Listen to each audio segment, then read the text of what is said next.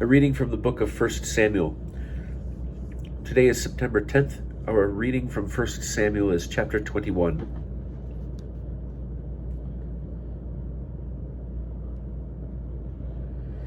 David then went his way, and Jonathan returned to the town. David went to the priest Ahimelech at Nob.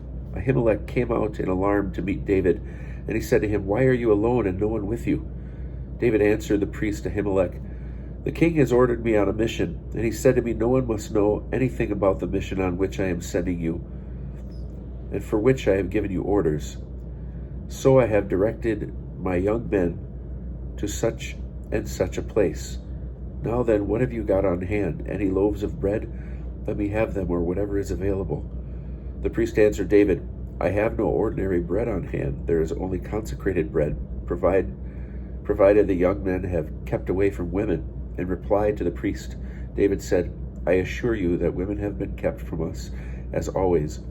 Whenever I went on a mission, even if the journey was a common one, the vessel of the young men were consecrated all the more then. May consecrated food be put into their vessels today." So the priest gave him consecrated bread, because there was none except the bread of display, which had been removed from the presence of the Lord, to be replaced by warm bread as soon as it was taken away. Now one of Saul's officials was there that day, detained before the Lord. His name was Doeg the Edomite, Saul's chief herdsman. David said to Ahimelech, "Haven't you got a spear or sword on hand?" "I didn't take my sword or any of my weapons with me, because my king's mission was urgent." The priest said, "There is the sword of Goliath the Philistine, whom you slew in the valley of Elah. It is over there, wrapped in a cloth behind the ephod. If you want to take that one, take it, for there is none here but that one." David replied, "There is none like it. Give it to me." That day David continued on his flight from Saul, and he came to King King of Gath.